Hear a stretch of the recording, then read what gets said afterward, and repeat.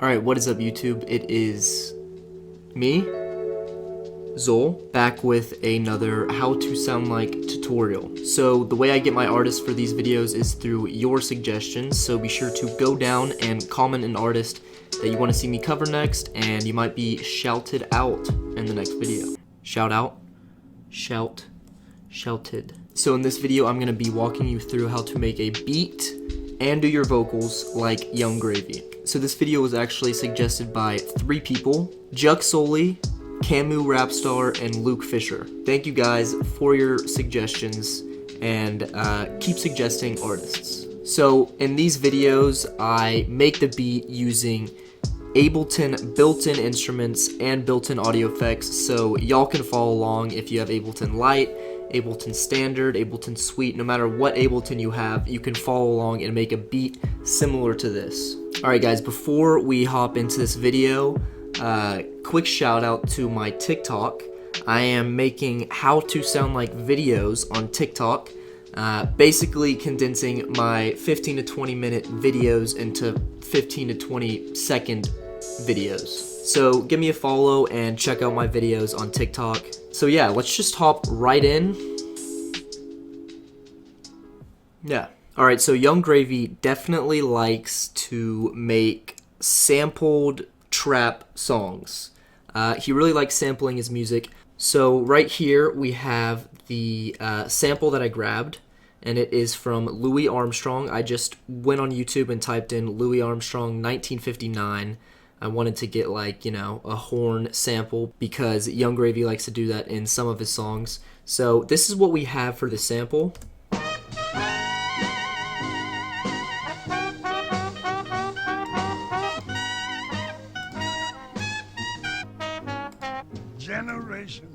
So Louis starts singing like right here and beyond, so I mainly just focused on these sounds right here. I ended up sampling this twice, one for a verse and then one for a chorus. So we're going to be walking through the verse first.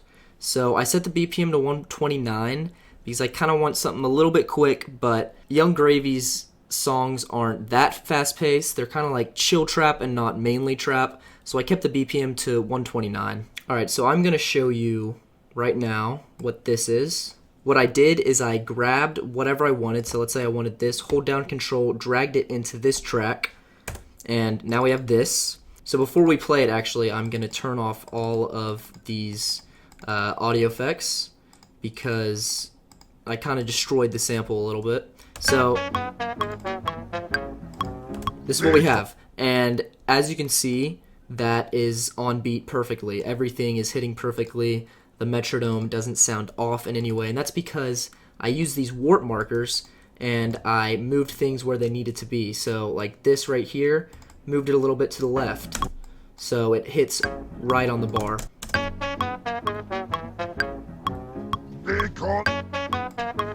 So as you can tell, we have vocals in this sample, and I didn't want that.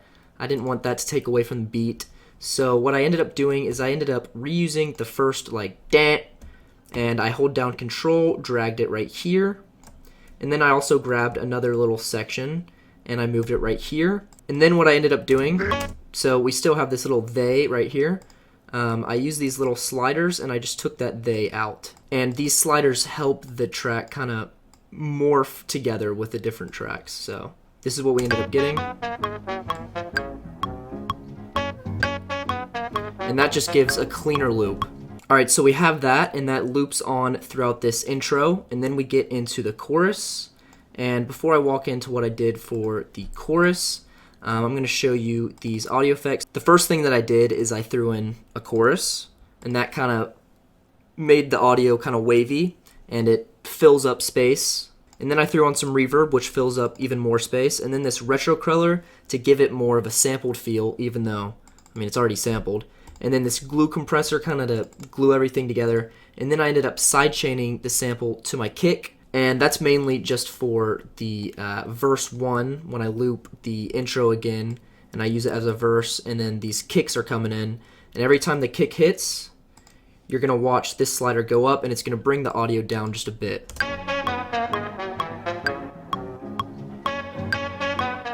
and that just gives a lot more space for the kick. And then we throw in an EQ8.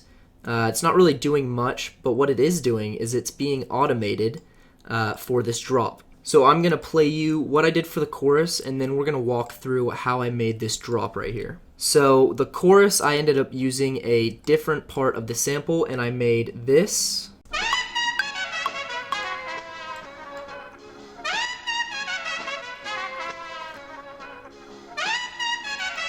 And I have a bunch of effects on this. That didn't really fill up the chorus the way I wanted it to. I wanted my chorus to be kind of powerful and not have just like this little tiny high-pitched sample at the top of all these drums. So what I ended up doing is I ended up duplicating the track and then grabbing the second track and pitching everything down 12 semitones. So then we're going to get -14. And what that's going to do is it's going to make this sample 1 octave lower from this sample. So let's listen to the lower sample.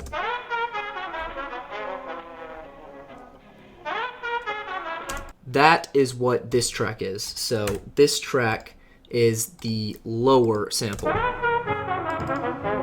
And I threw on different audio effects for this sample.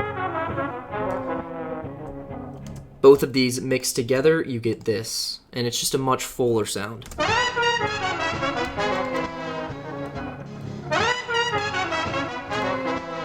We can even move it just a tad bit off, and you get even a more filled sound. Alright, so there's that, and before I talk about these drums, I'm going to talk about the breakdown. I ended up using automation to lead the intro into the chorus. Let's check out the automation. So you click right here, and then we are going to be automating the 8 frequency A, which is this point right here. So I'm going to be using it to move this down and then up again. Let's just hear what that sounds like.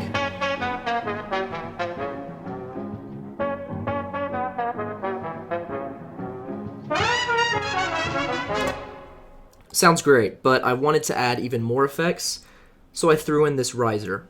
And I did the same thing with the riser. I slowly sweeped it up.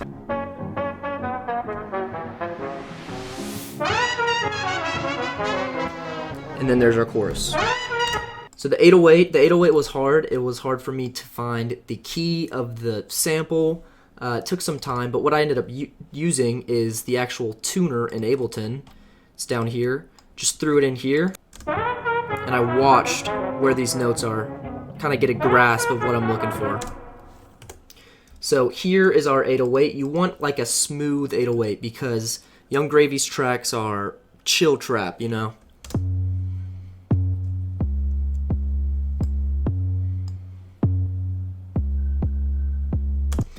So we mix that with the kick.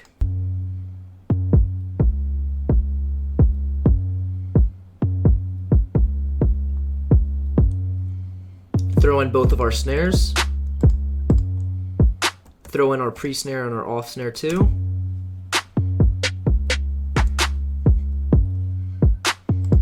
And then I threw in this rim shot.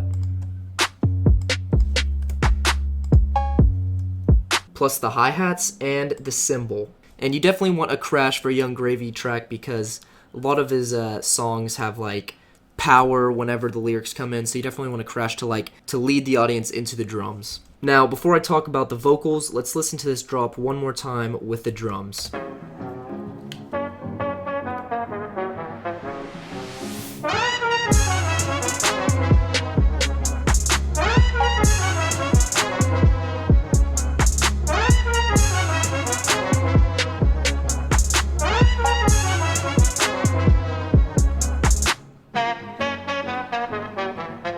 Alright, so moving on to the vocals. The thing about Young Gravy is his vocals aren't that unique. You know, they're pretty simple. He usually just has a main track, which doesn't have a lot of reverb, little to no effects at all. And then he has an ad-lib track, which kind of has like radio sound to it. So I'm just going to show you how I made both of those tracks. So first, let's talk about our chorus. So, bear with me here.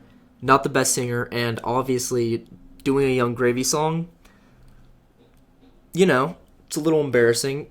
rapping like this in general. So let's just give it a quick listen, and I'm gonna play you what I have without the audio effects.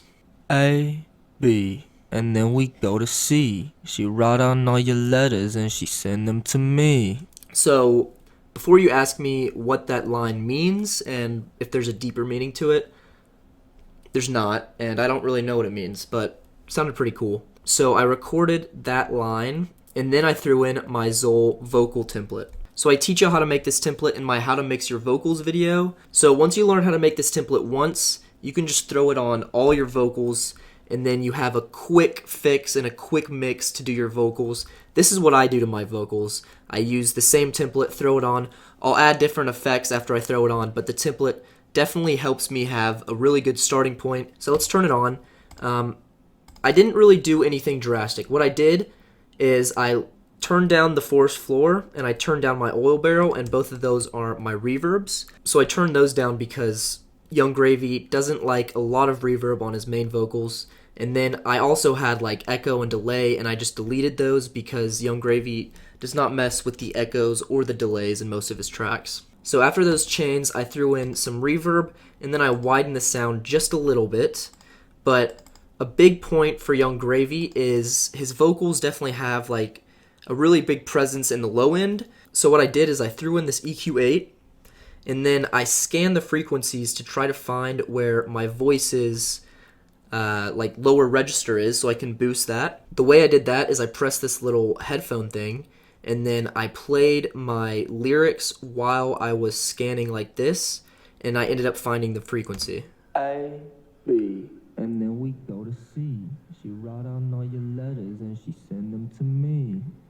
A, B. So this is kind of where we want to boost it right here. And that's where it was.